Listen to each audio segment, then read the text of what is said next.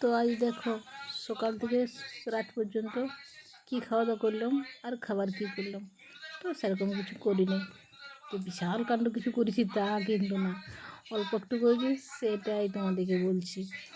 এই যে লুচি ভাজলাম অল্প একটু, আর তোমার কলা এনেছিল, মেহেদানা এনেছিল, আর এসব করেই হয়ে গেল, বুঝলে তো। তো যাই হোক, আর কিছু করিনি। সকালে চিড়া টিড়া অনেক লোকে খায়, কারণ চিড়ে ছেলেও খেতে খোঁজে না, আমার বাবাও খেতে খোঁজে না, তাহলে ফালতু করে লাভ নেই। আর এই যে সেও একটু ভাজবো, লুচি সেও মিহিদানা এসব দিয়েই আজকের সারাদিনটা হয়ে গেলো। রাত্রিতে সময় পাপা বলছে কিছু আর খাবো না, খাবার ইচ্ছাই নেই আমার। তো যাই হোক, সঙ্গে তো কিছু খাওয়াতে হবে, তাই এগুলোতেই হয়ে গেল।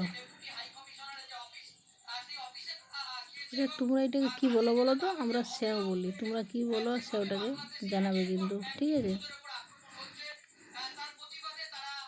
গাই দুধ ছিল আধ মগের মতো, গাই দুধ আর আমুল দুধ দুটো মিলে মিক্স করে পরে করলাম, বেশ ভালো লাগছিলো খেতে। কিন্তু কী বলো তো, ঠান্ডা হলো সেওটা একবারে শুকনো হয়ে গেছিলো। আবার রাত্রিবেলা দুধ আনলাম, আর একটু দুধ দিলাম, বাস তারপরে এই হলো, ঠিক হলো।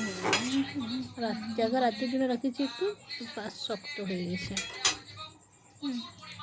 তো খাবার করা আমার হয়ে গেছে। এবারে এই যে খাওয়া দাওয়ার কী খেলাম দেখো, সারাদিন সেরকম কিছুই করিনি, তো যতটুকু করেছি আমাদের তিনজন করে হয়ে গেছে, কোনো অসুবিধা হয়নি।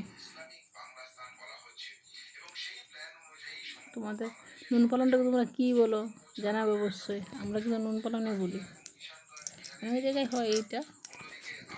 টাটা সবাইকে।